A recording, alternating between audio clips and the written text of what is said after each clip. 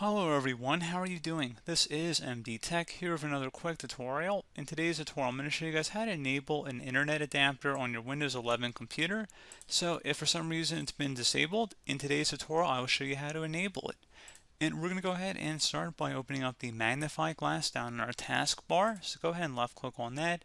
And you want to go search for control panel. Best match should come back with control panel. Go ahead and open that up. Then you want to set your view by to category view and select network and internet. Select where it says view network status and task. And then on the left side, select change adapter settings. Right click on whatever adapter is currently disabled and select enabled. And that's all you have to do. It might take a couple moments for it to identify and connect. And that should be about it.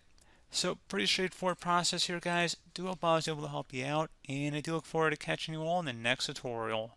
Goodbye.